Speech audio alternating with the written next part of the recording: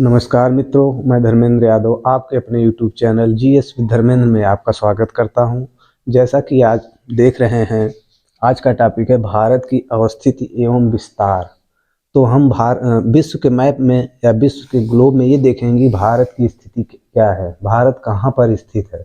आइए आज इसको हम समझते हैं।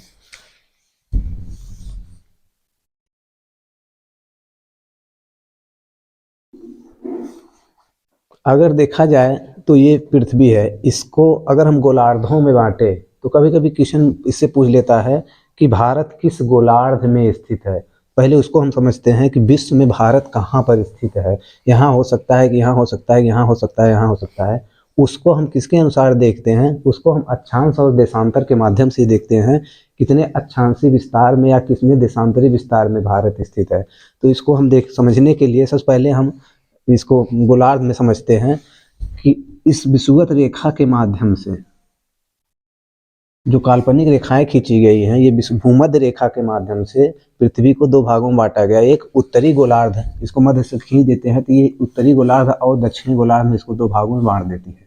तो ऊपर आपका हो गया उत्तरी गोलार्ध, नीचे दक्षिणी गोलार्ध।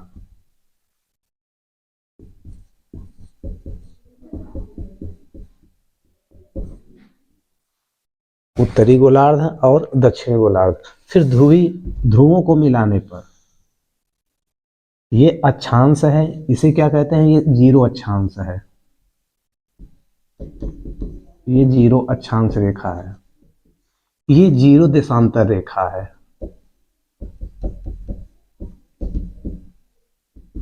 इन दो रेखाओं के माध्यम से हम इस पृथ्वी को चार गोलार्धों में बांट देते हैं। ये उत्तरी गोलार्ध, ये दक्षिणी गोलार्ध, और जो देशांतर रेखा है ये दो गोलार्धों में फिर बांट देती है। इधर पूर्वी गोलार्ध हो जाता है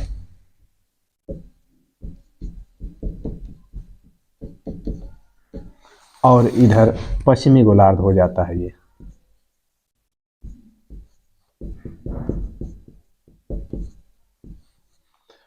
पहला ही क्वेश्चन ये बनता है कि भारत किस गोलार्ध में स्थित है। भारत की स्थिति के बारे में पहला क्वेश्चन बनता है, भारत किस गोलार्ध में स्थित है।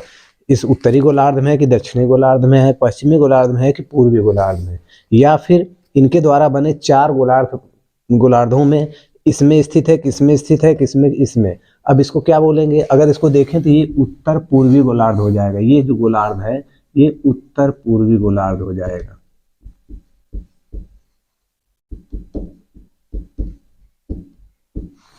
ये क्या होगा, दक्षिण पूर्वी।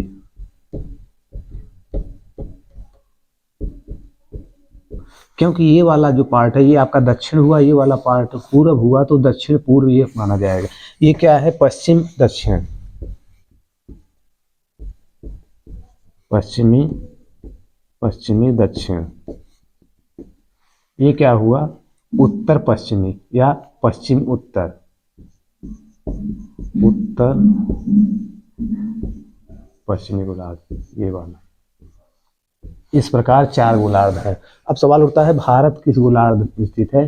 तो हम देखेंगे भारत आपका इस गोलार्ध में स्थित। ये कौन सा गोलार्ध है, भारत आपका यहाँ पर है।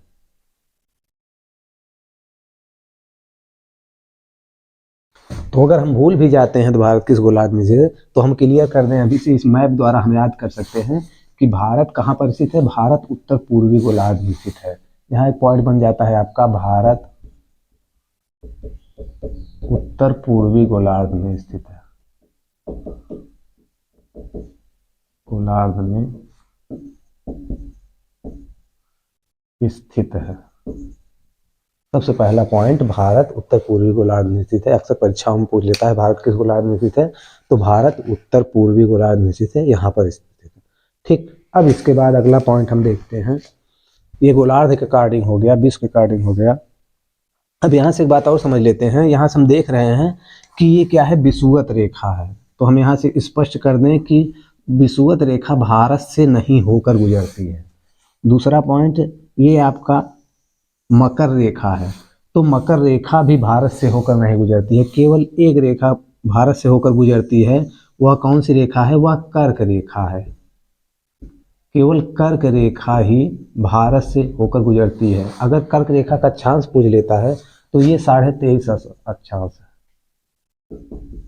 23.5 वो भी नॉर्थ, उत्तरी। कंफ्यूजन करने के लिए ये मकर रेखा भी दे देता है 23.5 अंश। ये क्या है, साउथ है, दक्षिणी है।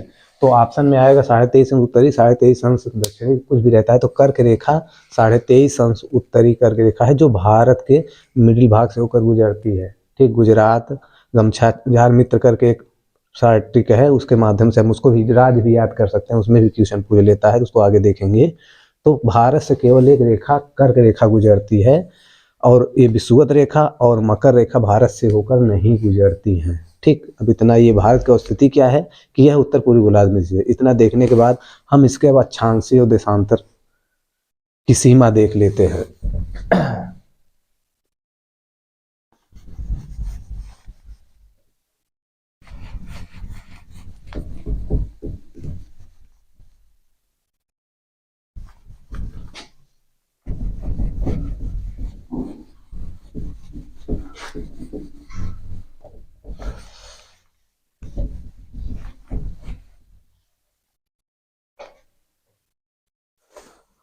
अब सर्वप्रथम हम भारत बना लेते हैं।